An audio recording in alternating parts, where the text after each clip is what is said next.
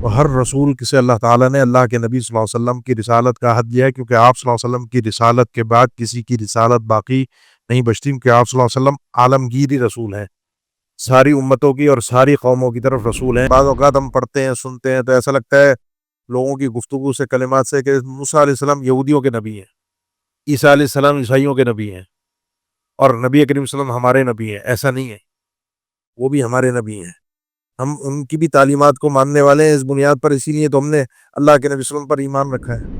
توبہ ہر گناہ کی قبول ہے جب تک توبہ کا دروازہ انسان کے لیے کھلا ہوا ہے، تو اس کی ہر گناہ سے توبہ ہو سکتی ہے۔ کوئی گناہ ایسا نہیں ہے کہ جس سے انسان توبہ کرے، لیکن توبہ میں فرق ہے۔ گناہ جتنا بڑا تھا اس کی توبہ بھی اسی اعتبار سے کہ تابوا من بعد ذلک واصلحوا، پھر انسان اصلاح بھی کرے، اپنے آپ کو سدھارے اور لوگوں کو بتائے کہ میرے سے غلطی ہوئی ہے، میں ایسا تھا اور میں ایسا تھا، اس کے بعد اپنی نیکیوں کو صحیح معنی میں سر انجام دے۔ انسان جس چیز سے سب سے زیادہ محبت کرتا ہے اس کو سب سے زیادہ سنبھال کے رکھتا ہے، دیتا کسی کو بھی نہیں ہے۔ یہ قاعدہ ہے، فطرتی قاعدہ ہے ہمارا کہ ہم جس چیز سے سب سے زیادہ محبت کرتے ہیں اس چیز کو سب سے زیادہ سیو کر کے رکھتے ہیں، دیتے کسی کو بھی نہیں، بخیل ہوتے ہیں اس معاملے میں۔ اور جو وہ اللہ کے لیے قربان کر دے وہ اس کے ایمان کی دلیل ہے کہ وہ پکا بر والا آدمی ہے، یہ بڑی نیکی تک پہنچ گیا ہے۔ وَلَقَدْ يَسَّرْنَا الْقُرْآنَ لِلذِّكْرِ فَهَلْ مِن مُّدَّكِرٍ۔ بسم اللہ الرحمن الرحیم۔ سورۃ آل عمران آیت نمبر 81۔ وَإِذْ أَخَذَ اللَّهُ مِيثَاقَ، اور یاد کیجیے اس وقت کو جب لیا اللہ تعالیٰ نے، اخذ اللہ لیا اللہ تعالیٰ نے، میثاق النبیین انبیاء سے وعدہ، ایک پختہ وعدہ اللہ نے تمام انبیاء سے لیا۔ لما آتیتکم من کتاب و حکمہ، اس پختہ وعدے کی تفصیل کیا تھی کہ جب تمہیں میں دوں گا کتاب و حکمت، نبوت سے نوازوں گا، تمہاری طرف وحی آئے گی، ثم جاءکم رسول، پھر آئے تمہارے پاس رسول جو کہ مصدق لما معکم، تصدیق کرنے والا ہو، مصدق تمہیں درست قرار دینے والا ہو۔ اس کا دوسرا معنی اہل تفسیر نے یہ بھی ذکر کیا ہے کہ وہ خود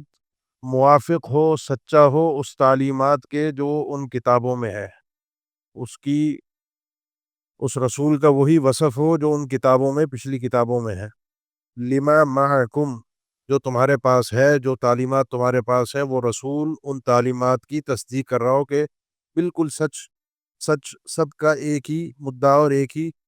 مضمون ہے۔ تم نے کیا کرنا ہے؟ وعدہ کیا ہے؟ وعدہ یہ ہے کہ لَتُؤْمِنُنَّ بِهِ، تم نے لازمی اس رسول پر ایمان لانا ہے، وَلَتَنْصُرُنَّهُ، اور لازمی اس رسول کی مدد کرنی ہے۔ قال،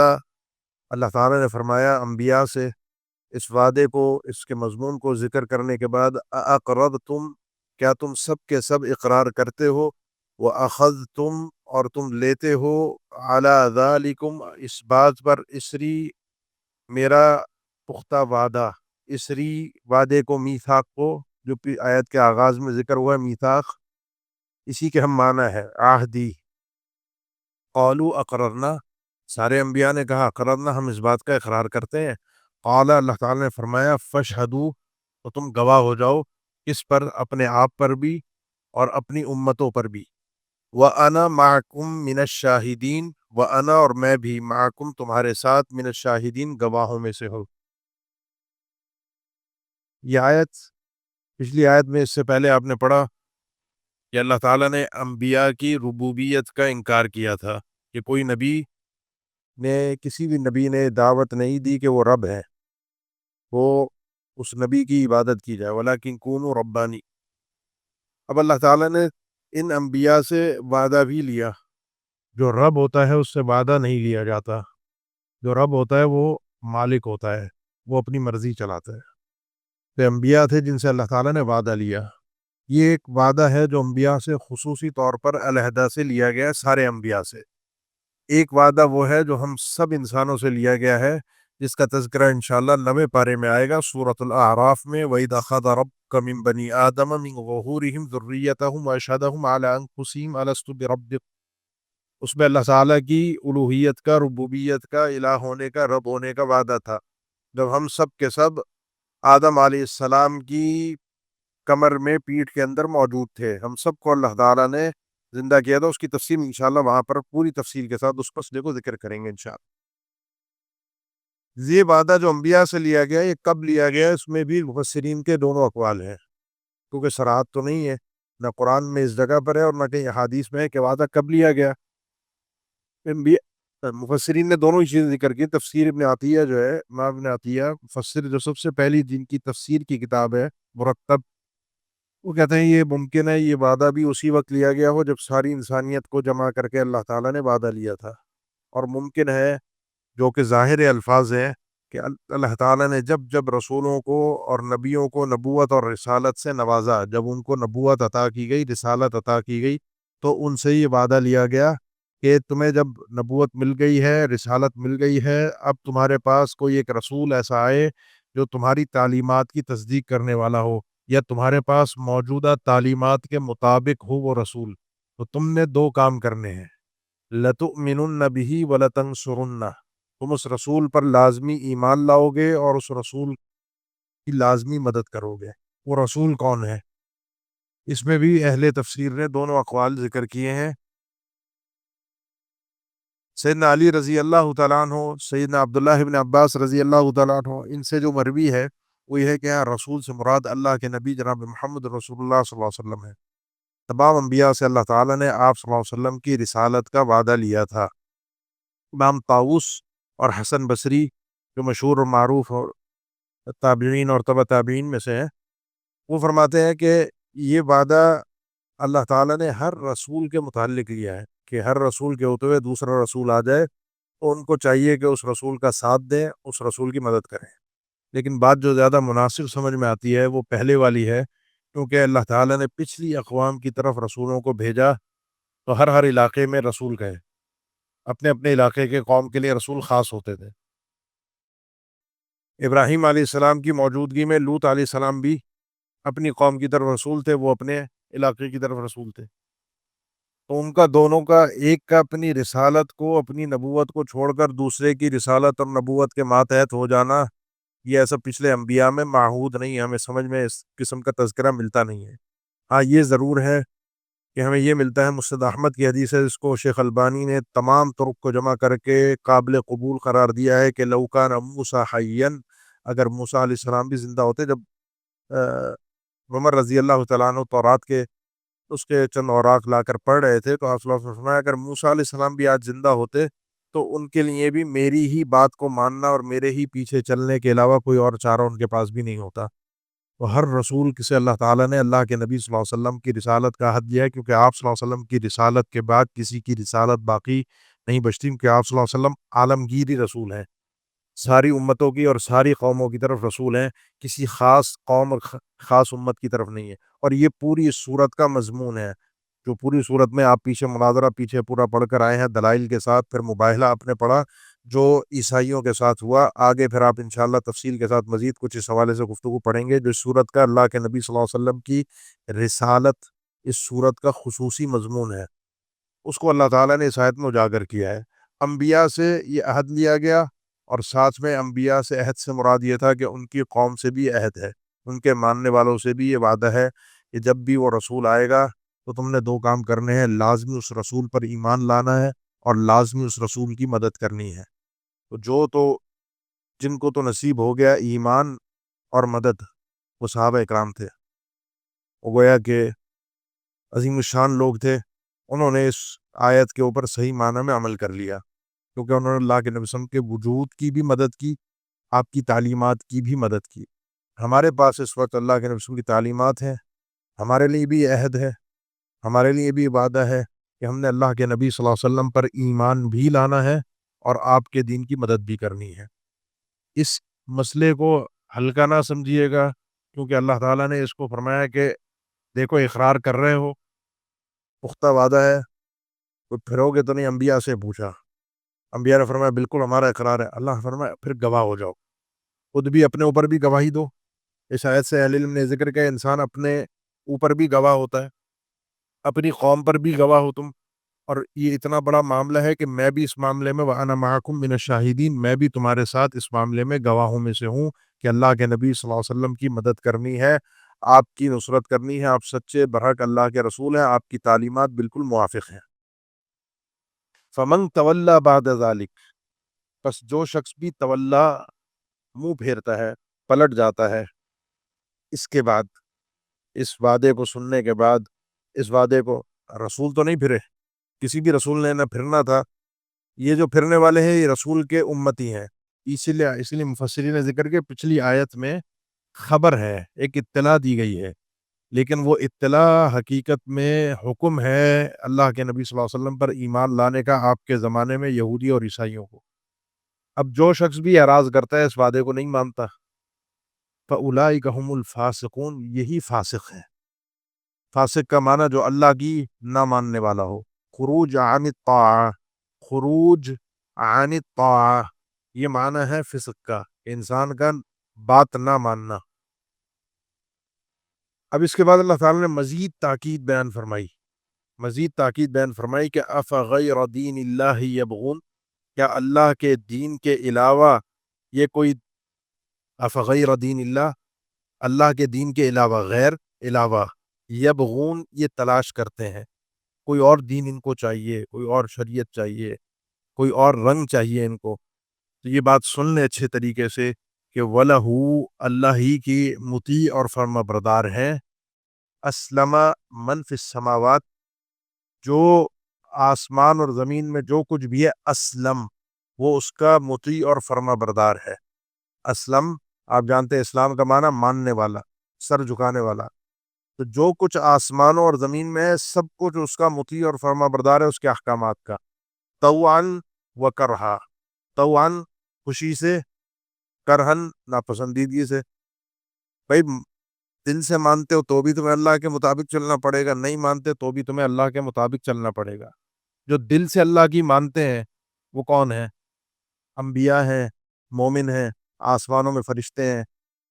اور جو باقی ویسے جو پورا سسٹم آسمان اور زمین کا ہے، باقی اللہ کی جتنی مخلوقات ہیں، آگے ہم پڑھیں گے انشاءاللہ 24ویں پارے میں سورہ حامیم سجدہ میں کہ اللہ تعالیٰ نے جب آسمان اور زمین کو پیدا کیا تو ان سے کہا کہ تم اللہ کے حکم کے اس سسٹم میں چلو گے اپنی خوشی سے یا زبردستی سے؟ تو قالتا اتینا طائعین، ان دونوں نے کہا، آسمان اور زمین نے، اللہ ہم تیرے حکم پر چلنے والے ہیں خوشی کے ساتھ۔ اب آسمان اور زمین جو سسٹم اللہ کا بنایا ہوا ہے خوشی سے چل رہے ہیں، تو اللہ کے لیے تو پھر آسمان، اللہ کوئی تمہارے نظام کا، تمہارے سسٹم کا جس کو تم چاہ رہے ہو وہ دینے کا پابند نہیں ہے، تمہاری خواہشات کا اللہ پابند نہیں ہے۔ وَإِلَيْهِ يُرْجَعُونَ، اسی کی طرف سب کے سب کو پلٹایا جائے گا۔ تو اللہ کا دین آگے وضاحت کے ساتھ ہے کہ اللہ کا دین ایک ہے، 2 آیات کے بعد، ایک کے بعد اس آیت سے اگلی آیت کے بعد اللہ کا دین ایک ہے، اس دین کے علاوہ کسی اور دین کی طرف انسان جا نہیں سکتا۔ تو انسان کو چاہیے کہ اللہ کے اس دین کو قبول کرے خوشی کے ساتھ، نہیں تو اللہ کا حکم اس پر نافذ ہوتا ہے۔ اب کافر ہیں، دین تو انہوں نے قبول نہیں کیا، لیکن پیدا ہوئے وہ بھی اللہ کے حکم سے، اب انسان جب دنیا سے جائے گا وہ بھی حکم الہی سے۔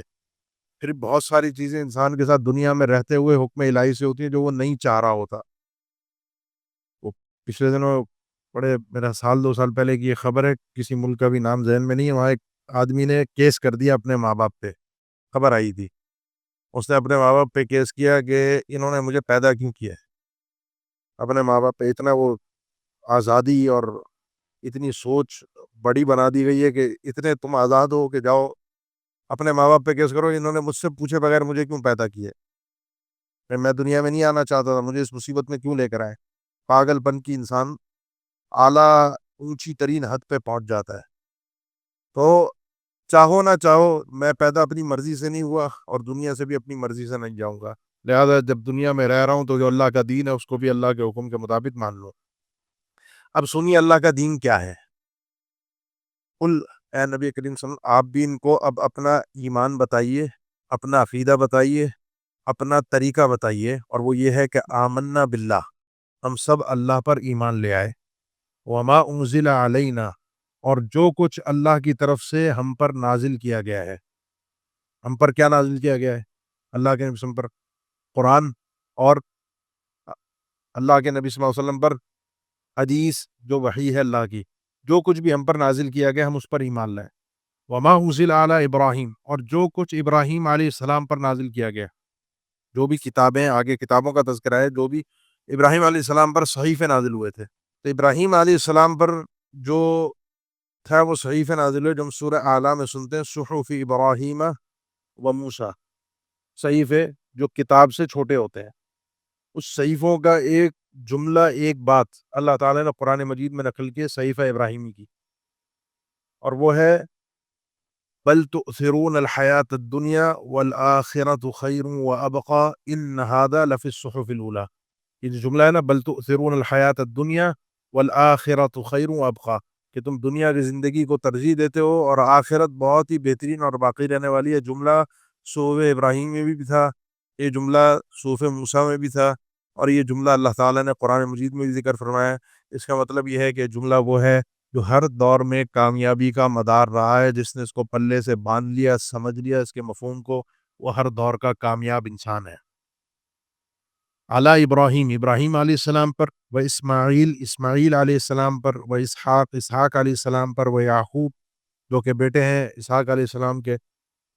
والاسباط، اور آگے جو ان کی نسلیں ہیں، یعقوب علیہ السلام کی جو 12 ان کے بیٹے تھے، اور ان کے آگے جو نسلیں، اس میں جو بھی انبیاء آئے، جو کچھ اللہ تعالیٰ نے ان پر نازل کیا، وما اوتی موسیٰ و عیسیٰ، اور جو کچھ موسیٰ اور عیسیٰ علیہ السلام کو دیا گیا، جو کچھ دیا گیا، نازل نہیں فرمایا، جو کچھ دیا گیا، وہ تورات اور انجیل ہو، وہ اللہ کی طرف سے ملنے والے معجزات ہوں، اللہ کی طرف سے جو معجزات ان انبیاء کو ملے، ہمارا ان پر بھی ایمان ہے۔ والنبیون من ربہم، اور سارے انبیاء کو جو کچھ ملا ان کے پروردگار کی طرف سے، لا نفرق، ہم نہیں فرق کرتے، بین احد منہم، ان میں سے کسی ایک کے درمیان بھی، ونحن لہ مسلمون، اور ہم صرف اور صرف اللہ ہی کے فرما بردار ہیں، اللہ ہی کی ماننے والے ہیں۔ یہ جب پچھلی آیات میں تمام انبیاء کو حکم تھا کہ ایک رسول پر تم نے ایمان لانا ہے، اللہ کے نبی صلی اللہ علیہ وسلم پر، اللہ کے نبی صلی اللہ علیہ وسلم کی زبانی بھی یہ بتایا کہ اللہ کے نبی صلی اللہ علیہ وسلم بھی سارے انبیاء کی تعلیمات کے مطابق ہی دین پیش کرنے والے ہیں۔ جن کا ذکر یہاں ہوا ہے وہ ہے جن کو یہود و نصارہ جانتے ہیں، ابراہیم، اسماعیل، اسحاق۔ تو یہ دین اسلام جو ہے یہ اللہ کا دین ہے، وَنَحْنُ لَهُ مُسْلِمُونَ، اللہ جس کی منوانا چاہے ہم اس کی مانیں گے، نمبر 1۔ نمبر 2، دین اسلام جو ہمارا مذہب اسلام محمد رسول اللہ صلی اللہ علیہ وسلم کا لایا ہوا دین ہے، یہ دین تعصب نہیں ہے کہ وہ موسیٰ علیہ السلام، بعض اوقات ہم پڑھتے ہیں سنتے ہیں تو ایسا لگتا ہے لوگوں کی گفتگو سے، کلمات سے، کہ موسیٰ علیہ السلام یہودیوں کے نبی ہیں، عیسیٰ علیہ السلام عیسائیوں کے نبی ہیں، اور نبی کریم صلی اللہ علیہ وسلم ہمارے نبی ہیں۔ ایسا نہیں ہے، وہ بھی ہمارے نبی ہیں، ہم ان کی بھی تعلیمات کو ماننے والے ہیں۔ اس بنیاد پر اسی لیے تو ہم نے اللہ کے نبی صلی اللہ علیہ وسلم پر ایمان رکھا ہے، وہ ہمارے ہیں، عیسیٰ علیہ السلام ہمارے ہیں، یعنی ہم سب کے اقراری ہیں کہ اللہ نے ان کو نبی بنا کر بھیجا ہے۔ ہاں، جو لوگ ان کے دور میں آئے، جن کی طرف ان کو بھیجا گیا، ان کو رسول بنا کر، وہ زیادہ یعنی ان کے قریب رہے، ہاں، ہم آخری نبی کے امتی ہیں۔ وَنَحْنُ لَهُ مُسْلِمُونَ، اور ہم صرف اور صرف اللہ کے حکم کے فرمانبردار ہیں۔ جس شخص کو جملہ سمجھ میں آ گیا کہ اپنے جذبات، اپنے تعصبات، اپنی باتیں، اپنی سوچ، اپنی سہولت، اپنا مزاج یہ بعد میں ہے، آج ہم بھی مثلا فرقوں میں بٹے ہیں، یا مسلکوں میں بٹے ہوئے ہیں، یا تنظیموں میں بٹے ہوئے ہیں، جماعتوں میں بٹے ہوئے ہیں۔ جس کو یہ جملہ سمجھ میں آ گیا، وَنَحْنُ لَهُ مُسْلِمُونَ، کبھی جماعت کے، تنظیموں کے مفادات اسلام کے مفادات سے ٹکرا جاتے ہیں، دین کے، تو وہاں پر امتحان ہوتا ہے میرا اور آپ کا کہ جماعت کا مفاد، مسلک کا مفاد مقدم کرنا ہے یا دین کا مفاد مقدم کرنا ہے۔ جہاں ٹکرا ہو جائے وہاں دین مقدم ہے۔ وَنَحْنُ لَهُ مُسْلِمُونَ، انسان مجرد ہو جائے حق کے لیے۔ اس کے بعد اللہ تعالیٰ نے واضح پھر دوبارہ تاکید کے ساتھ، مزید تاکید کے ساتھ یہ اعلان فرمایا،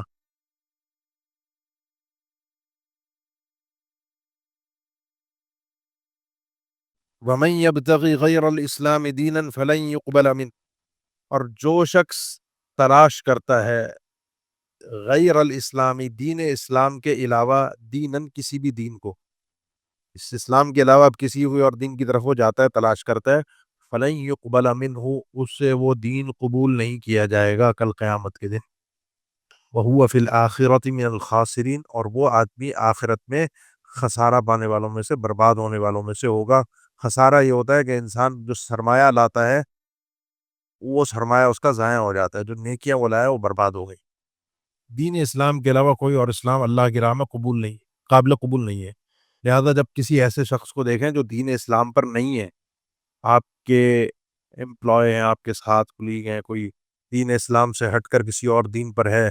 آپ کے ماتحت افراد کام کرتے ہیں، آپ سے اوپر کوئی کام کرتا ہے، انسان کا ماحول ہے، ارد گرد کا کوئی پڑوسی ہے، ان کی ہدایت کی فکر کریں۔ وہ جس دین پر ہے نا، یہ آپ جانتے ہیں اگر یہ دین لے کر اللہ کی بارگاہ میں پہنچ گیا تو اس کا انجام بڑا خطرناک ہے، وہو فی الآخرۃ من الخاسرین۔ اس لیے کوشش کریں کہ وہ آدمی خسارے والوں میں سے نہ ہو۔ کوئی ہٹ درم ہوتا ہے نا، کوئی بڑا ہی ڈھیٹ قسم کا اسلام دشمن، وہ الگ بات ہے، ابو جہل ٹائپ کا، لیکن کوئی اگر سادہ انسان ہے نا تو اس کی ہدایت کی کوشش کریں۔ اللہ کے نبی صلی اللہ علیہ وسلم کا طریقہ یہی تھا۔ آپ جانتے ہیں صحیح بخاری میں اللہ کے نبی صلی اللہ علیہ وسلم نے بچے کا تذکرہ موجود ہے، آپ صلی اللہ علیہ وسلم کو پتہ چلا وہ آپ کی پاس آ جایا کرتا تھا، بیٹھتا تھا، آپ صلی اللہ علیہ وسلم کو پتہ چلا اس کا آخری وقت ہے، آپ مطلب گئے اس کی طرف، بچے کی، یہودی بچے کے پاس، اللہ کے نبی صلی اللہ علیہ وسلم اٹھ کے گئے، واقعتاً آخری وقت تھا، اس کو جا کر دیکھا، اس کو کہا کہ اس بات کی گواہی دے دو کہ اللہ کے علاوہ کوئی سچا عبادت کے لائق نہیں ہے، اور میں محمد جو ہوں اللہ کا رسول ہوں صلی اللہ علیہ وسلم۔ اس نے اپنے ابا کی طرف دیکھا، ابا جانتا تھا، والد جانتا تھا، اس نے باپ نے اشارے سے اچھا ابو القاسم کی بات کو مان لو، یہ جو کہہ رہا ہے کر لو۔ وہ اس وقت تعصب سے باہر نکل کر، اس کو پتا تھا بچہ اگر مر گیا اس کیفیت کے اندر تو وہ کہاں جائے گا، باپ کو بھی پتا تھا۔ بچے نے کلمہ پڑھ دیا اور کلمہ پڑھتے ہی اس دنیا سے رخصت ہو گیا۔ صحابی فرماتے ہیں اللہ کے رسول واپس پلٹے گا، وہ بچہ فوت ہو چکا تھا، اور آپ صلی اللہ علیہ وسلم خوش ہو رہے تھے کہ الحمدللہ الذی انقذہ من النار، اللہ کے لیے اس تمام تعریفات ہیں جس نے اس بچے کو جہنم کی آگ سے بچا لیا۔ یہ میری اور آپ کی اولین کوشش ہونی چاہیے۔ فتویٰ بعد میں ہے، پہلے دعوت ہے، اور آخری وقت میں اپنی بات کروں نا، بعض اوقات یہ کبھی کوئی خبر آتی ہے کسی بڑے گناہ گار آدمی کے مرنے کی، فاسق فاجر کے، کسی اور ہٹ دھرم کے، تو تھوڑا سا دکھ بھی ہوتا ہے، اس کیفیت میں دنیا سے چلا گیا، انجام خراب ہو گیا۔ اس لیے انسان کو کوشش کرنی ہے جیتے جی، جہاں تک اس کے وسائل ہیں، جہاں تک کوشش ہو، اپنے ارد گرد کے لوگوں کو اپنے ساتھ جوڑ کے رکھے۔ جس طرح بہت سے لوگ سوال کرتے ہیں جی میرے پڑوسی ہیں، میرے ساتھ کام کرنے والے ہیں، میرے ماتحت افراد ہیں، نان مسلم ہیں، ہم پریشان ہیں، ہم ان کو صدقہ دے سکتے ہیں، ہم ان کو قربانی کا گوشت دے سکتے ہیں، ہم ان کی مدد کر سکتے ہیں، زکوٰۃ دے سکتے ہیں۔ آپ ان کے ساتھ یہ نیکی کیوں کر رہے ہیں؟ کیونکہ آپ کو ان کی تکلیف میں، آپ کو ان کے ساتھ ساتھ دینا ہے کہ اس کی تکلیف ہلکی ہو جائے۔ آپ کو تھوڑا سا دکھ ہو رہا ہے کہ بندہ کیوں تکلیف میں ہے، تو جو اس کی آخرت کی تکلیف کیا ہوگی۔ اس لیے کوشش کریں اس دنیا کی تکلیف کو ہلکا کرنے کے ساتھ ساتھ، اس پریشانی میں اس کے کام آنے کے ساتھ ساتھ، آخرت میں اس کی پریشانی کو ہلکا کرنے کی کوشش کریں۔ نمبر 1 یہ۔ نمبر 2، اس آیت سے یہ بھی پتہ چلا کہ یہ جو وحدت ادیان کا کانسیپٹ ہے کہ سارے دین ایک جیسے ہی ہیں، یہ جو پچھلے دنوں خبر گردش کر رہی تھی، امارات نے جو ایک بیت ابراہیمی کے نام سے ایک جگہ بنائی گئی ہے جہاں پہ یہودیت بھی ہے، عیسائیت بھی ہے اور اسلام بھی ہے، اور یہ ان کو سب کو دین ابراہیمی سے جوڑا گیا کہ سب دین ابراہیمی ہے اور سب صحیح ہیں، سب اپنی اپنی جگہ پر درست ہیں۔ یہ اللہ کا قانون کے خلاف ہے۔ آپ کو کوئی دنیا کا قانون، کوئی مذہب، کوئی بھی چیز اللہ کے دین کے مقابلے میں پسند ہے اور آپ اس کو تلاش کرنا چاہ رہے ہیں، کل قیامت کے دن یہ چیز قابل قبول نہیں ہوگی۔ انسان کل قیامت کے دن خسارے میں ہوگا۔ یہ دین اسلام ہے۔ آج تیسری بات جو خاص طور پر اس آیت کے اندر آج کا دکھ درد ہے، آج کا دکھ رہا ہے، وہ یہ ہے کہ آپ کی نئی نسل، آپ کے بچے جن کالجز، جن اسکولز اور جن یونیورسٹیز میں پڑھ رہے ہیں، ان سے جس طریقے سے اس دین کو ہی چھینا جا رہا ہے۔ وہ اسلام کیا، وہ تو اب کوئی دین ان کے لیے چھوڑا ہی نہیں جا رہا۔ اللہ کے اوپر جس طرح سے باتیں کی جا رہی ہیں، اللہ کا جس طرح سے مذاق اڑایا جا رہا ہے، اللہ کے اوپر جس طریقے سے لوگوں کو اللہ کے متعلق شکوک اور شبہات میں مبتلا کیا جا رہا ہے، یہ مت سمجھیے کوئی امریکہ یورپ میں پڑھنے والے ہیں، آپ کے ہی انہی علاقوں انہی ایریاز کے اندر یہ اسکول، بلکہ کچھ تو ایسے اسلامک اسکولز ہیں، اسلامک اسکولز جن کے بچے پڑھے ہوئے آئے اور ان سے جب گفتگو ہوئی تو پتہ چلا ان کے اندر بھی کہیں نہ کہیں یہ کسی سائڈ سے، کیونکہ پڑھانے والے ٹیچرز پھر بھی کیا پڑھا رہے ہیں ہر چیز کو تو مانیٹر نہیں کیا جا سکتا، وہ جراثیم کہاں سے آ رہے ہیں وہ آپ کو اور مجھے اندازہ بھی نہیں ہے۔ اس لیے اس وقت سب سے قیمتی چیز یہ شوشا کی طرف مت جائیے، اس فیشن کی طرف مت جائیے کہ دنیا کے بچے کون سے اسکول میں پڑھتے ہیں، ہم اس ایریا میں رہتے ہیں، ہمارا اسٹینڈرڈ پڑھنے کا یہ ہے، ہمارے بچے کسی گھٹیا چھوٹے اسکول میں جائیں گے تو ہم کس منہ سے خاندان میں جا کے بتا سکیں گے ہمارے بچے کون سے اسکول میں پڑھتے ہیں۔ سب سے زیادہ فیس ہونی چاہیے اسکول کی، سب سے زیادہ اچھا اسکول ہونا چاہیے ہمارے بچے کا، تاکہ پتہ چلے کہ ہمارا بچہ فلاں جگہ پڑھتا ہے۔ اس چکر میں ماں باپ جب لگے تو نتیجہ آپ کے سامنے ہے، بچہ اچھے اسکول میں پڑھتا ہو گیا، اس نے جینے کے سلیقے سیکھ تو لیے، بات کرنا اس کو اچھے اسٹائل میں ہاتھ ہو گیا، لیکن وہ اللہ کو نہ پہچان سکا، اللہ کے متعلق ادب کو بھول گیا۔ کیا فائدہ ایسی تعلیم کا، کیا فائدہ ایسے اسٹینڈرڈ کا، کیا فائدہ ایسے فیشن کا جہاں میرا دین، میرا اسلام، میری آخرت داؤں پہ لگ گئی۔ اس لیے اپنی آخرت کو بچانے کے لیے انسان کو اپنی اولاد کے لیے خاص طور پر فکر کرنی چاہیے۔ کیف یہد اللہ قوما کفروا بعد ایمانہم، کیسے اللہ تعالیٰ ہدایت دے اس قوم کو جس نے کفر کیا ایمان کے بعد، کفروا بعد ایمانہم، کفروا بعد ایمانہم اس کو کہتے ہیں مرتد ہو گئے وہ ایمان کے بعد، وشہدوا ان الرسول، اور انہوں نے پہلے یہ بات کی گواہی دے دی تھی کہ ان الرسول حق، کہ اللہ کے نبی صلی اللہ علیہ وسلم سچے رسول ہیں، وجاءہم البینات، اور ان کے پاس بینات بھی آ گئی تھی، واضح دلیلیں بھی آ گئی تھی۔ تین کام ہوئے، ایمان بھی لے آیا اللہ پر، اللہ کے نبی صلی اللہ علیہ وسلم کی رسالت کی حقانیت کی دلیل شہادت بھی دی، اور دلائل سے اس دین اسلام کو درست ہونا ثابت مان لیا۔ اس کے بعد وہ مرتد ہوئے۔ اس کا مطلب کیا ہے؟ اس کا مطلب یہ ہے کہ ایک وہ ہے جو کافر ہے، اور ایک وہ ہے جو اسلام لا کر کافر بنا ہے۔ یہ دونوں ایک جیسے برابر مجرم نہیں ہیں، مجرم وہ بھی ہے، مجرم یہ بھی ہے، لیکن یہ بڑا مجرم ہے کیونکہ اس نے جان کر جرم کیا ہے، اس نے تو داخل ہو کر سمجھ کر جرم کیا ہے۔ اب ایسے لوگوں کو اللہ تعالیٰ کیسے ہدایت دے؟ اس ہدایت سے مراد ہدایت توفیق ہے مرتد کی، یعنی دین اسلام کوئی نہیں لایا وہ بھی قبول نہیں، دین اسلام لا کر اگر پلٹ گیا، دین اسلام کو دیکھ کر اس کی خوبیوں کو جان کر کہیں اور چلا گیا، وہ اس سے بڑا ظالم اور گمراہ کون ہوگا؟ واللہ لا یہدی القوم الظالمین، اللہ ایسی ظالم قوم کو ہدایت نہیں دیتا۔ یہ ہدایت توفیق ہے کیونکہ انہوں نے ارتداد کیا ہے، کیونکہ اللہ کے نبی صلی اللہ علیہ وسلم کو جان کر آپ کی اب رسالت کا انکار کیا ہے، کیونکہ انہوں نے بینات کو بالکل یہ اللہ کا نازل کردہ دین میرے دنیا اور آخرت دونوں جان کی کامیابی کے لیے بالکل درست ہے، اس کو سمجھ کر وہ مرتد ہوا ہے، تو اولئک جزاؤہم، یہی وہ لوگ ہیں کہ ان کا بدلہ ہے یہ کہ ان علیہم، ان کے اوپر لعنت اللہ، اللہ کی لعنت ہے، اللہ کی لعنت ان کے لیے اللہ کی رحمت سے دوری ہے، اللہ ان کے اوپر رحم نہیں فرمائے گا، والملائکۃ، سارے فرشتوں کی لعنت ہے ان پر، والناس اجمعین، ساری انسانیت کی لعنت ہے، اور اہل علم نے یہاں ذکر کیا کہ ساری انسانیت میں کافر بھی داخل ہیں، اس ایسے کافر پر عام کافروں کی بھی لعنت ہے، مسلمانوں کی بھی لعنت ہے، اتنا بدترین یہ آدمی ہے، اور ایسے آدمی کو، جس کو ہمارے یہاں ایک مثال ہے، پتہ نہیں مثال آج کل اب سننے میں آتا غلط ہے، جو کہتے ہیں دھوبی کا کتا گھر کا نہ کاٹو، کتا نہیں کتا پتہ نہیں کیا لفظ ہے، بہرحال نہ وہ ادھر کا رہا اور نہ وہ ادھر کا رہا، نہ اسلام کا رہا اور نہ کفر کا رہا، نہ انہوں نے اپنایا نہ انہوں نے اپنایا، ادھر سے بھی رسوا ہوا اور ادھر سے بھی ذلیل ہوا، اور ایسا شخص اسی چیز کا مستحق ہے۔ خالدین فیہا، یہ لوگ ہمیشہ اسی میں رہیں گے، اس میں، اس لعنت میں، اللہ کی رحمت سے دوری میں، لا یخفف عنہم العذاب، ان سے عذاب کو ہلکا نہ کیا جائے گا۔ بعض اوقات ایک ہی اسٹینڈرڈ کی، ایک ہی اسٹائل کی چیز، ایک ہی تکلیف میں انسان جی رہا ہو نا، تو ٹائم کے ساتھ ساتھ وہ تکلیف اس کو محسوس ہونے میں ہلکی ہو جاتی ہے۔ یہ عذاب جس کو وہ جھیل رہے ہیں لمبا جھیل جائیں گے تو ایسا نہیں ہے کہ وہ ہلکا ہو جائے گا، وہ محسوس کرنے میں اسی طرح ہوگا جیسے فرسٹ ٹائم میں اس تکلیف کو انسان محسوس کر رہا ہو، ولا هم ينظرون، اور نہ ہی ان کو ڈھیل دی جائے گی۔ سیدنا عبداللہ ابن عباس فرماتے ہیں، یہ آیت انصار کے کچھ افراد، یہ ایک فرد تھا، وہ اسلام کے بعد مرتد ہوا، اور مرتد ہونے کے بعد اس کو پھر احساس ہوا کہ مجھ سے غلطی ہو گئی، تو اس نے آپ صلی اللہ علیہ وسلم کو واسطوں سے پیغام بھجوایا کہ حل لی من توبہ، اللہ کے رسول غلطی تو ہو گئی ہے، اب کوئی واپسی کا راستہ ہے،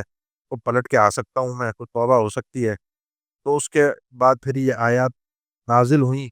جو اب آپ پڑھ رہے ہیں، اور اگلا حصہ خاص طور پر اس کے ساتھ تعلق رکھتا ہے کہ الا الذین تابوا، البتہ وہ لوگ جنہوں نے توبہ کر لی، من بعد ذالک، اس کے بعد،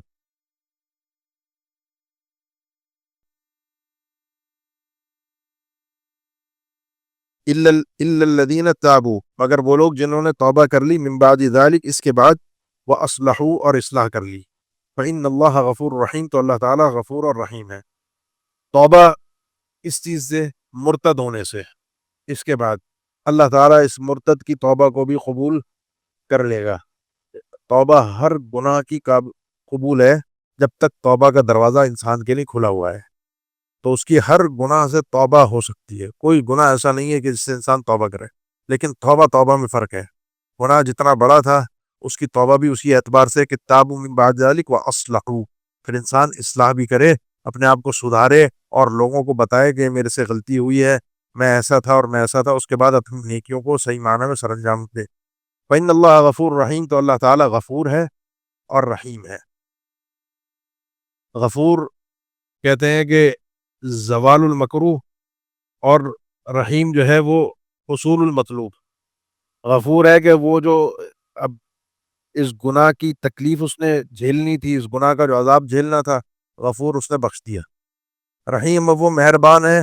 کہ اب اس گناہ کے بعد جب انسان نیکیاں کر رہا ہے تو اس کی وہ نیکیاں بھی قابل قبول ہیں، اور اس کے بعد وہ جنت میں بھی جائے گا۔ یہاں پر بہرحال ایک فقہی مسئلہ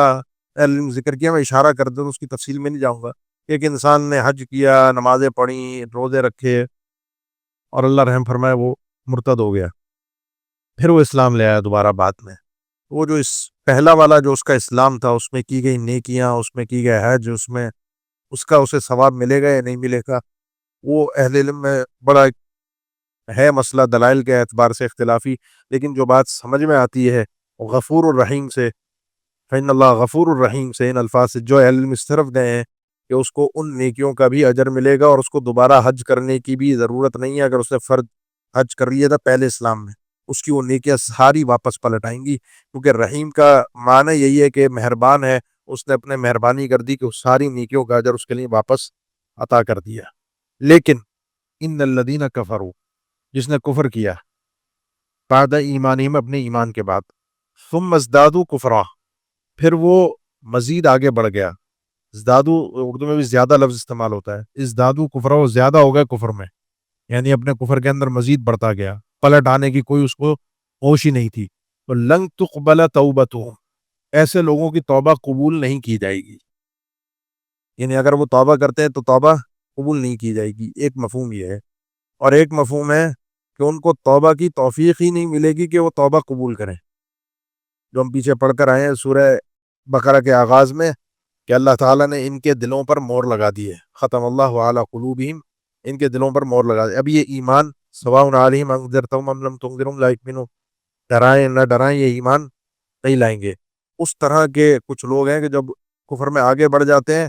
تو ان کو توبہ کی توفیق ہی نہیں ملتی، وہ توبہ کرتے ہی نہیں ہے کہ ان کی توبہ کو قبول کیا جائے، ایک مفہوم یہ ہے۔ اور دوسرا یہ ہے کہ توبہ اگر کر بھی لیں تو توبہ قبول نہیں ہے، وہ توبہ وہ ہے جو توبہ انسان مرتے وقت کرتا ہے، جو ہم انشاءاللہ اگلے پارے میں پڑھیں گے سورہ نساء میں،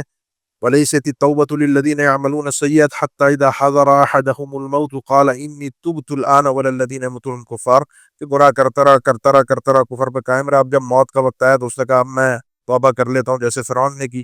وہ وقت توبہ اس کا نکل گیا۔ تو یہ دونوں مفہوم اپنی اپنی جگہ پر درست ہیں، لیکن جو ہٹ دھرمی میں، جیسے اب 5ویں پارے میں ہی پڑھیں گے انشاءاللہ سورہ نساء میں، کہ ان الذین آمنوا ثم کفروا ثم آمنوا ثم ازدادوا کفرا لم یکن اللہ لیغفر لهم ولا لیہدیہم سبیلا۔ جو لوگ ایمان لائے، کفر کیا، پھر ایمان لائے، پھر یعنی کھیلتے رہے، لیکن آخر میں ثم ازدادوا کفرا، پھر وہ کفر پر ڈٹ گئے، اللہ لم یکن اللہ لیغفر لهم، پھر اللہ ان کو بخشنے کا راستہ فراہم ہی نہیں کرتا، اللہ ان کو ہدایت ہی نہیں دیتا، اور ان کی موت جو ہوتی ہے وہ پھر کفر پر ہوتی ہے۔ انسان کو اس کفر سے، اس ارتداد سے بچنا چاہیے۔ ارتداد صرف یہ نہیں ہے کہ انسان کھل کر یہ کہے کہ میں یہودی ہو گیا، ایسے بھی لوگ ہیں جو کھل کر ہندو ہو گئے یا ہندو مذہب کی طرح عبادت ہے۔ اللہ کے دین سے بیزاری، اللہ کے نازل کردہ احکامات سے بیزاری، کھل کر بیزاری، اور دوسروں کے احکامات کو اچھا پسند کرنا، دوسروں کے قوانین کو، دوسروں کے سسٹم کو، دوسرے ادیان والوں کو اچھا سمجھنا اپنے آپ سے، یہ بھی کفر کی ایک قسم ہے۔ ہمارا ایک مقولہ مشہور ہے، ہم ویسٹ کی، امریکہ کی، ان کے ثقافت کی، ان کے سسٹم کی، ان کے اخلاق کی بڑی تعریف کرتے ہیں، اور شاید وہ بھی کچھ بہتر، ہم سے تو بظاہر بہتر ہے۔ وہ ان کا وہ سسٹم دینی سسٹم نہیں ہے، وہ ان کا سسٹم ہے عقل کے اعتبار سے انصاف، عقلی قوانین ہے انصاف۔ انہوں نے عقلی قوانین کو لگایا، بنایا، اور اس کو نافذ کیا، اس پر عمل کیا، اس لیے ہمیں اچھے لگے۔ ہمارے علاقے کے جو لوگ ہیں، ہم نے اپنا سسٹم جو دکھایا، بتایا، وہ اسلام، اور جو ہم کر رہے ہیں وہ کیا ہے؟ وہ اسلام نہیں ہے، وہ ہماری خواہشات ہیں، اور خواہشات عقل سے بدتر ہوتی ہیں۔ اس لیے بدنام کون ہوا؟ بدنام اسلام ہوا، اور معظم کون ٹھہرا؟ تعریف کس کی ہوئی؟ ان کے کفر کی، حالانکہ ان کی عقل تھی، کفر نہیں تھا۔ ہمارے پاس ہماری شہوات تھی، ہماری خواہشات تھی، اسلام نہیں تھا، ہماری وجہ سے اسلام بدنام ہو گیا، ہمارے کرتوتوں کی وجہ سے، ہمارے اخلاق کی وجہ سے اسلام بدنام ہو گیا۔ انسان کو چیزوں سے بچ کے رہنا چاہیے، اپنے ایمان کی شدید فکر کرنی چاہیے۔ کوئی ایسا جملہ، کوئی ایسی بات جو اسلام کے، اللہ کے نازل کردہ قوانین کی توہین میں آ رہے ہوں، ہماری جملوں کے اندر انسان کے ایمان کے لیے شدید خطرہ ہے۔ ان الذین کفروا، یقیناً وہ لوگ جنہوں نے کفر کیا، وماتوا وہم کفار،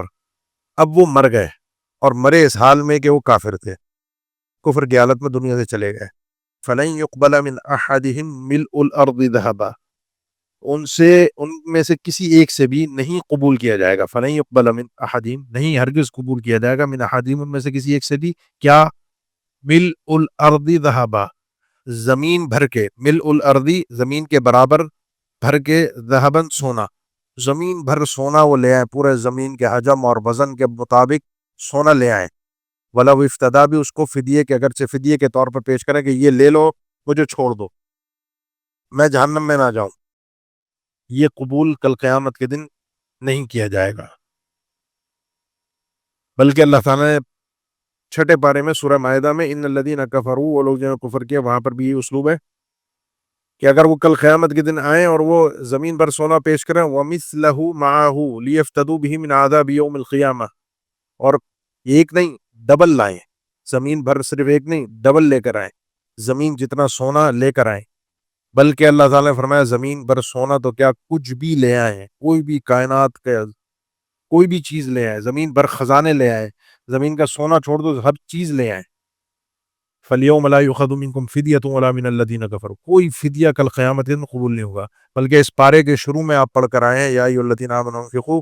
مما رزقناکم من قبل ان یأتی یوم لا بیع فیہ ولا خلۃ ولا شفاعۃ، کوئی سودے بازی نہیں ہوگی، کوئی دوستی یاری کام نہیں آئے گی، کوئی شفاعت۔ جتنے طریقے دنیا میں بچنے بچاؤ کے ہوتے ہیں نا، انسان کے سارے شارٹ کٹ جتنے دنیا کے اندر ہے، کہیں پھنس جائے، جو راستے وہ استعمال کر سکتا ہے، جائز و ناجائز، سارے کل سب بلاک ہیں۔ کوئی ایک راستہ آپ کو قابل قبول نہیں ہے۔ قابل قبول کیا تھا؟ قابل قبول بڑی مزیدار چیز تھی، جو کہ صحیح بخاری مسلم کی حدیث میں سیدنا انس بن مالک فرماتے ہیں، اللہ کے رسول نے فرمایا کل قیامت کے اللہ تعالیٰ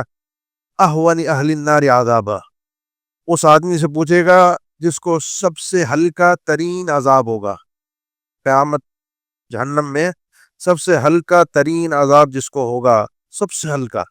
اس سے اللہ تعالیٰ پوچھے گا کہ اگر تجھے زمین بھر سونا مل جائے تو کیا تو اسے دے کر اتنا سونا، اتنا سونا وہ دے کے جان چھڑا لے گا اپنی اس عذاب سے؟ وہ کہے گا اللہ بالکل، مل جائے تو چھوڑ۔ اللہ فرمایا یہ بہت بڑی بات ہے، اتنا سونا دے کر جان چھڑانا بہت بڑی بات ہے۔ تو صلب آدم میں تھا، آدم کی پیٹھ میں تھا، تو اس سے ایک وعدہ لیا تھا، اور وہ وعدہ یہ تھا، بہت ہلکی چیز، بہت معمولی چیز کے مقابلے میں، تو نے زمین پر رہتے ہوئے میرے ساتھ شرک نہیں کرنا، تجھ سے یہ نہ ہو سکا، تو میرے ساتھ شرک کر کے آیا ہے، لہذا شرک کے بعد تو کچھ بھی کر لے، یہاں سے تو اس عذاب سے نہیں نکل سکتا۔ اولئک لہم عذاب علیم، ان کے لیے وہ عذاب ہوگا جو بڑا ہی درد دینے والا ہے، علیم بہت ہی دردناک عذاب ہے، وما لہم من ناصرین، اور ان کا کوئی بھی مددگار نہیں ہوگا۔ یہ کافر ہیں، یہ کام کرنے والے ہیں۔ کفر کے بعد کوئی نیکی اللہ کی بارگاہ میں قبول نہیں ہوتی۔ کفر کے بعد کل قیامت کے دن بھی کوئی فدیہ ودیہ کام نہیں آئے گا۔ دنیا میں لن تنالوا البر، دنیا میں آپ کچھ بھی خرچ کرتے ہیں بارگاہ الہی میں، اللہ کی راہ میں، وہ قابل قبول ہے۔ اور اس میں مزہ کیا ہے کہ لن تنالوا، تنال، نال ینالو کہتے ہیں کسی چیز تک پہنچنا، البر حقیقی نیکی، حقیقی نیکی تک تم لوگ کبھی نہیں پہنچ سکتے۔ حقیقی نیکی، اس نیکی کا فائدہ کیا ہے؟ جنت۔ حتی تنفقوا، یہاں تک کہ تم خرچ کرو، مما، ان چیزوں میں سے، تحبون، جو تم پسند کرتے ہو، اپنی پسندیدہ ترین چیز اللہ کی راہ میں خرچ کر دو۔ انسان جس چیز سے سب سے زیادہ محبت کرتا ہے اس کو سب سے زیادہ سنبھال کے رکھتا ہے، دیتا کسی کو بھی نہیں ہے۔ یہ قاعدہ ہے، فطرتی قاعدہ ہے ہمارا، کہ ہم جس چیز سے سب سے زیادہ محبت کرتے ہیں اس چیز کو سب سے زیادہ سیو کر کے رکھتے ہیں، دیتے کسی کو بھی نہیں، بخیل ہوتے ہیں اس معاملے میں۔ اور جو وہ اللہ کے لیے قربان کر دے وہ اس کے ایمان کی دلیل ہے کہ وہ پکا بر والا آدمی ہے، یہ بڑی نیکی تک پہنچ گیا ہے۔ اسی لیے بعض امام ابن تیمیہ نے ذکر کیا ہے کہ انسان بعض اوقات اس کے پاس 2 3 4 5 چیزیں ہوتی ہیں، لیکن سب سے عمدہ اور نفیس چیز جو ہوتی ہے، سب سے زیادہ محبوب ترین چیز جو اس کے نزدیک ہوتی ہے، وہ اگر اللہ کی راہ میں دیتا ہے تو اس کا وزن اور ثواب، اس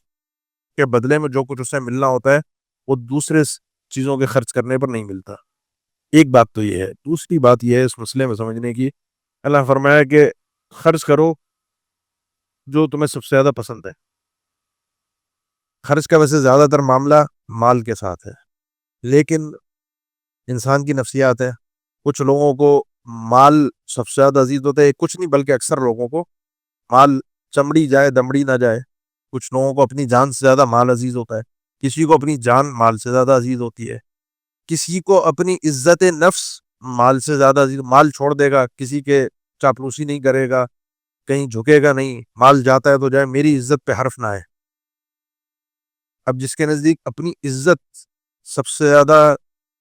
عزیز ترین چیز ہے، وہ اگر اپنی عزت کو اللہ کی راہ میں قربان کرتا ہے، گالیاں کھا لیتا ہے اللہ کے لیے تانے سہ لیتا ہے، مولوی ملا پائیں چوپر کرنے پہ، داڑھی رکھنے پہ، ٹوپی پہننے پہ، نمازیں پڑھنے پہ، عزت نفس پہ اس کی بات آ رہی ہے اور وہ سہ رہا ہے۔ لن تنالوا البر حتی تنفقوا مما تحبون، جس کے نزدیک مال سب سے زیادہ عزیز ہے۔ اور اس مسئلے میں آپ جانتے ہیں سید انس فرماتے ہیں، مشہور بخاری مسلم کی روایت ہے، سیدنا ابو طلحہ رضی اللہ تعالیٰ نے جب یہ آیت سنی، آپ صلی اللہ علیہ وسلم کے پاس آئے، میرا باغ بیرحا، فرماتے ہیں سیدنا انس فرماتے ہیں کہ بالکل مسجد کے فرنٹ سائڈ پہ تھا وہ باغ، بڑا خوبصورت عمدہ ترین، اور آپ لوکیشن دیکھیں نا، بالکل شہر کے قریب ترین اور مسجد کے سامنے، تو لوکیشن کے اعتبار سے بھی باغ کھجوروں کا، اور وہ تو اس دور کا سب سے بڑا معیشت کا ذریعہ تھا۔ آپ صلی اللہ علیہ وسلم بھی اس باغ میں جاتے تھے، پانی بڑا میٹھا تھا، بیٹھتے تھے، پیتے تھے، کھجوریں وغیرہ بھی کھا لیتے تھے۔ اور آپ صلی اللہ علیہ وسلم کے بعد اللہ کے نبی، بات یہ اللہ نے فرمایا ہے، اور مجھے سب سے زیادہ، میرے مالوں میں سب سے زیادہ جو پسندیدہ ترین زمین ہے وہ یہ ہے، اللہ نے فرمایا کہ نیکی تک پہنچنے کے لیے خرچ کرنا ہے، میں اللہ کی راہ میں وقت کرتا ہوں، آپ لے لیجئے میری طرف سے، یہ جہاں مرضی ہے، جس کو دینا چاہیں، جو کرنا چاہیں، اللہ کے لیے میں آپ کو دے رہا ہوں۔ آپ صلی اللہ علیہ وسلم نے فرمایا ذا کمال رابع، بڑا خوبصورت باغ ہے، یہ تو بڑا قیمتی باغ ہے، بڑا قیمتی مال ہے، ایک کام کرو، اسے تم جو ہے لے جاؤ اور اپنے رشتہ داروں میں لے جا کر تقسیم کرو، رشتہ داروں میں دے دو، اس سے بعض روایت میں اپنے ننیال والوں کو دے دو۔ اس سے بعض علماء نے یہ بھی ذکر کیا کہ گویا کہ غالباً آپ صلی اللہ علیہ وسلم کو شاید علم تھا کہ ان کے رشتہ دار مستحق بھی ہیں، ان کو ضرورت بھی ہے، میں لے کر کسی اور کو دوں رشتہ دار، اور وہ صدقہ ڈبل اجر کا، انسان کے لیے ڈبل اجر مل جاتا ہے کہ جب انسان صدقہ بھی کر رہا ہو، خرچ بھی کر رہا ہو، اور رشتہ داروں پر بھی خرچ کر رہا ہو، تو ڈبل رشتہ داری کا بھی اجر اور خرچ کرنے کا بھی اجر۔ ہمارے ایک بڑی مصیبت ہے، اور وہ یہ ہے کہ خرچ ہم بہت کرتے ہیں باہر ادھر ادھر، رشتہ داروں میں عام طور پہ نہیں ہوتا۔ رشتہ داروں میں پتہ بھی ہوتا ہے ضرورت مند ہے، مستحق ہے، پریشان ہے، اور رشتہ دار ہے نا، وہ رشتہ داروں کی آپس میں لگی بھی ہوتی ہے، اٹھنی بھی ہوتی ہے، اور اس کسل کے اندر ہم نے نہیں دینا ان کو۔ اور رشتہ داری کا اپنا ایک مزہ ہے، اس کا اپنا ایک اجر ہے، تو اپنے رشتہ داروں کو لے جا کر دو، انہوں نے مال خرچ کر دیا۔ اچھا، نیکی تک، حقیقت تک پہنچنا ہے تو سب سے قیمتی چیز خرچ کرنی پڑے گی، سب سے پسندیدہ اللہ نے آگے فرمایا وما تنفقوا من شیء، کچھ بھی تم خرچ کرتے ہو، وما تنفقوا من شیء، یہ من شیء نکرہ عموم پر دلالت کر رہے ہیں یہاں پر، کچھ بھی تم خرچ کرو گے، وہ ہلکا ہو چھوٹا ہو، تمہیں زائد ہو اضافی ہو مزیدار نہ بھی ہو، پر اللہ کی راہ میں دے رہا ہے انسان، محبت کے ساتھ دے رہا ہے، وہ اتنا زیادہ پسندیدہ اس کو خود بھی نہیں ہے، دے رہا ہے نا، فإن اللہ بھی علیم، اللہ اسے خوب جانتا ہے، وہ بھی قابل قبول ہوگا، لیکن وہ پھر ان قواعد پر ہوگا، اخلاص کتنا ہے، کس طریقے سے دیا ہے، وہ سارے صدقے کے جو آداب جو آپ نے اسی تیسرے پارے کے آغاز میں جب صدقے کے آداب سارے اللہ تعالیٰ نے بیان فرمائے تھے، تو وہاں پر ولا تیمموا الخبیث منہ تنفقون، کہ خبیث اور گندی اور گھٹیا چیزیں اللہ کی راہ میں نہیں دینی، وہ پھر اس آداب کے ساتھ وہ قابل قبول ہوگا۔ کل طعام کان حلا لبنی اسرائیل، ہر قسم کا کھانا حلال تھا بنی اسرائیل کے لیے، الا مگر ما حرم اسرائیل، جو حرام کیا تھا اسرائیل نے، اسرائیل یعقوب علیہ السلام کا لقب ہے، وہ ہم کئی دفعہ وضاحت کر چکے ہیں، یعقوب علیہ السلام نے جو چیز اعلی نفسی ہی اپنے اوپر خود حرام کی تھی، من قبل ان تنزل التوراۃ، تورات کے نازل ہونے سے پہلے، تورات کو نازل کیے جانے سے پہلے یعقوب علیہ السلام نے جو اپنے اوپر حرام کیا تھا وہ الگ ہے، ورنہ ہر قسم کا کھانا بنی اسرائیل کے لیے حلال تھا۔ قل، اے اللہ کے نبی صلی اللہ علیہ وسلم فرمائیے، فأتوا بالتوراۃ، تورات لے آؤ، ان کنتم فتلوہا، اسے پڑھو لا کر سامنے، ان کنتم صادقین، اگر تم سچے ہو۔ ایک تو یہ ہے کہ بنی اسرائیل کی طرف سے آپ صلی اللہ علیہ وسلم سے سوال ہوا کہ کون سے کھانے حلال، اور خاص طور پر ان کا ایک اعتراض تھا کہ آپ جو اپنے آپ کو دین ابراہیمی سے بھی جو جوڑتے ہیں، ملت ابراہیمی سے، جس کا تذکرہ اگلی آیت 2 آیت بعد بھی آ رہا ہے، ملت ابراہیمی میں اونٹ کا گوشت اور اونٹ کا دودھ حرام تھا، آپ نے حلال کیا ہوا ہے، اور اللہ تعالیٰ نے فرمایا کہ اونٹ کا گوشت اور اونٹ کا دودھ حرام نہیں تھا، حلال تھا، ہر قسم کا کھانا بنی اسرائیل کے لیے حلال تھا، ابراہیم علیہ السلام سے لے کر موسیٰ علیہ السلام تک ہر قسم کا کھانا حلال تھا، سوائے اس کھانے کے جس کو یعقوب علیہ السلام نے خود اپنے اوپر حرام کیا تھا، اور وہ ان کی ایک نظر تھی جو اللہ کے نبی صلی اللہ علیہ وسلم نے یہودیوں کو بتائی کہ کیا تم یہ نہیں جانتے کہ وہ بیماری میں مبتلا ہوئے، شدید بیمار ہوئے، تو انہوں نے اللہ سے نظر مانی، اگر مجھے شفا مل گئی تو سب سے محبوب ترین مشروب اور سب سے محبوب ترین غذا میں چھوڑ دوں گا اللہ کے لیے، کبھی نہیں کھاؤں گا۔ ان کو شفا ہو گئی تو سب سے محبوب ترین مشروب ان کے نزدیک اونٹنی کا دودھ تھا، اور سب سے محبوب ترین غذا اونٹ کا گوشت تھا، انہوں نے خود اس کو اپنے اوپر حرام کیا تھا، اور وہ اگر آپ یہ سمجھ رہے ہیں کہ ایسا کیوں کیا،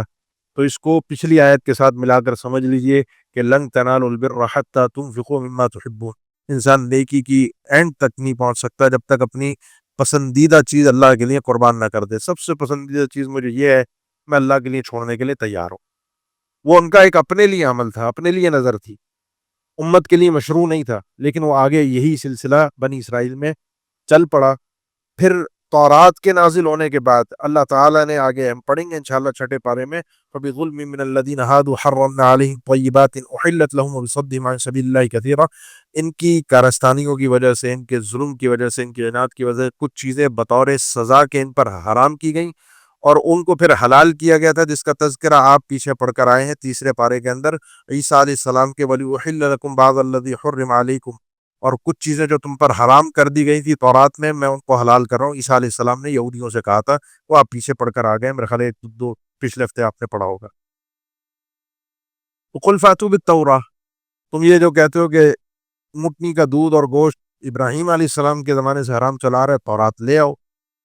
تورات میں لکھا ہوا ہے کہ اونٹ کا گوشت اور اونٹنی کا دودھ حرام ہے، فتلوہا پڑھو، ان کو صادقین، اگر تم سچے ہو۔ نہ وہ لائے، نہ اس میں لکھا تھا، اس محرف تورات میں بھی نہیں تھا، تعریف شدہ تورات میں بھی نہیں تھا، اس لیے بعض مفسرین نے ذکر کیا اللہ کے نبی صلی اللہ علیہ وسلم کی نبوت کی بہت ہی بہترین دلیل ہے، چیلنج ہے کھلا، کہ ٹھیک ہے تم نے دعویٰ کیا ہے، تم یہ کہہ رہے ہو، تورات لے آؤ، ثابت کر دو، ہم مان لیں گے۔ اس تورات میں بھی نہیں ہے جو تمہارے پاس موجود ہے۔ میں نے ذکر کیا پوری صورت کا خاص مضمون ہے اللہ کے نبی صلی اللہ علیہ وسلم کی رسالت، اس کو ثابت کرنا، تو اس کو خاص طور پر یہودیوں کے اس اعتراض پر اللہ تعالیٰ نے ثابت کر کے دکھایا، اور اس میں یہ بات بھی سمجھ میں آ گئی کہ یعقوب علیہ السلام اللہ کے لیے اپنی پسندیدہ چیز کو چھوڑا تھا۔ ایسی کوئی چیز ہمارے پاس کوئی حرام چیز ہو، کوئی ناپاک چیز ہو، کوئی مکروہ چیز ہو، کوئی مکروہ عادت ہو، کسی کو سگریٹ کی ہے، کسی کو کسی اور نشے کی ہے، کسی کو کوئی اور لت لگی ہوئی ہے اور وہ مناسب نہیں ہے، کوئی گیم میں ہم لگے ہوئے ہیں، گیم میں دھت ہیں، کسی کو کوئی اور ایکس وائی زیڈ بے شمار چیزیں ہیں، حرام ہیں، حلال ہیں، یا مکروہ ہیں یا مباح ہیں، کہیں اگر اللہ کے لیے کچھ چھوڑنا پڑ رہا ہے جس سے کوئی میرا نقصان ہو رہا ہے، کوئی میں اللہ کی راہ میں کوئی چیز رکاوٹ بن رہی ہے، چھوڑ دیں انسان۔ لن تنالوا البر حتى تنفقوا مما تحبون فمن افترى على الله الكذب۔ اب جو شخص افطرا کرتا ہے، افطرا کہتا ہے جھوٹی بات منسوب کرنا،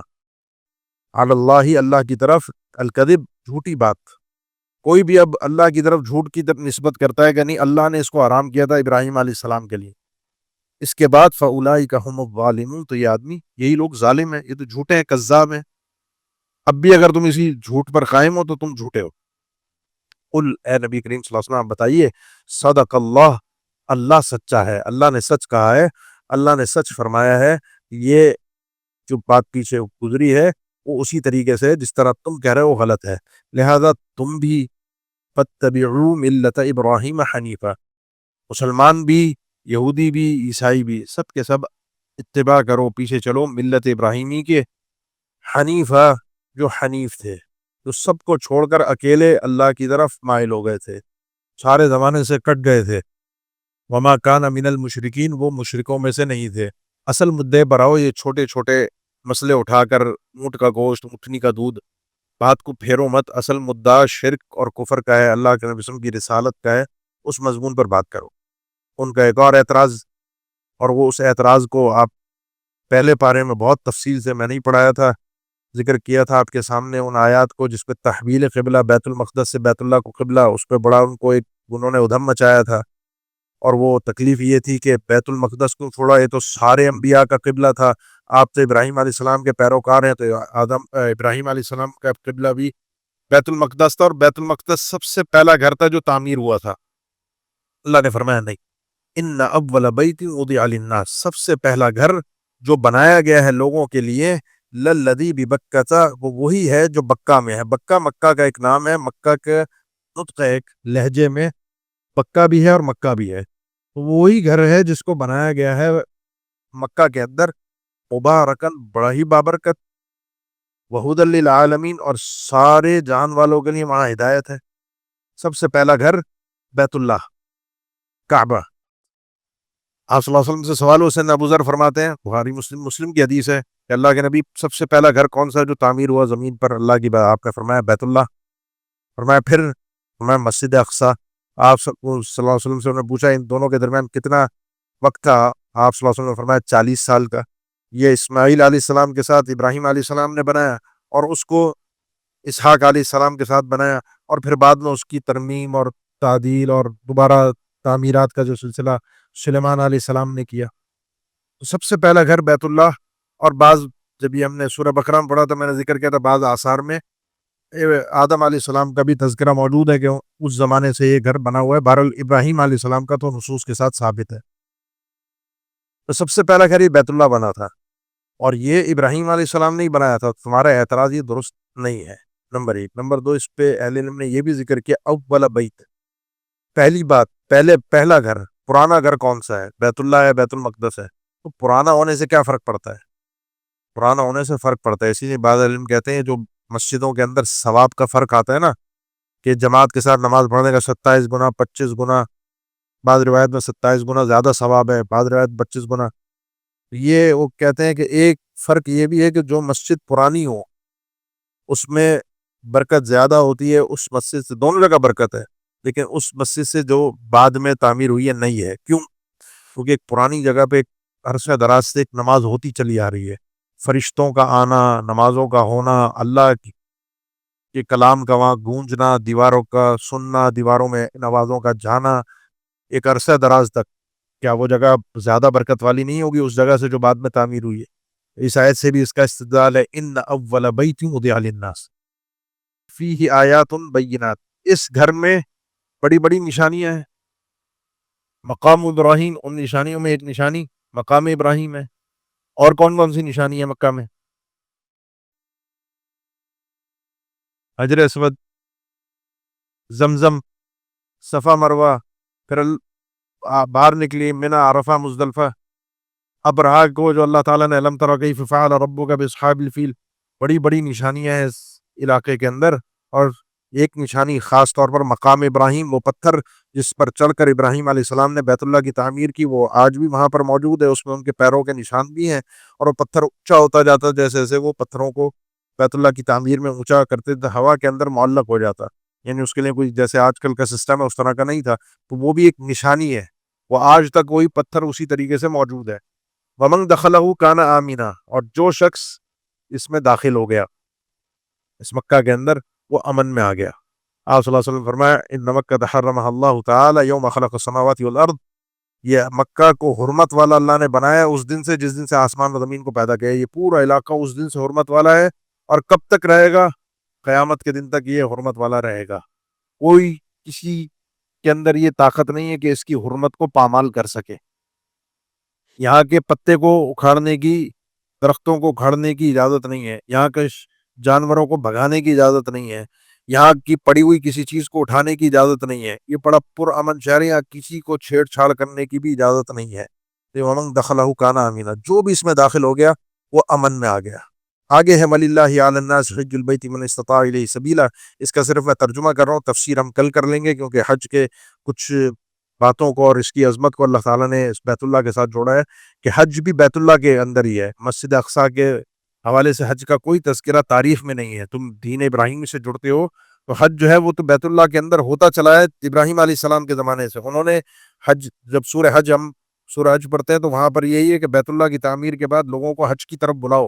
وہ بیت اللہ کی طرف بلایا تھا. تو وَلِلَّهِ عَلَى النَّاسِ، لوگ اللہ کے لیے لوگوں کے اوپر لازمی ہے حج البیتی، بیت اللہ کا حج کرنا. حج کا اصل معنی قصد کرنا، قصد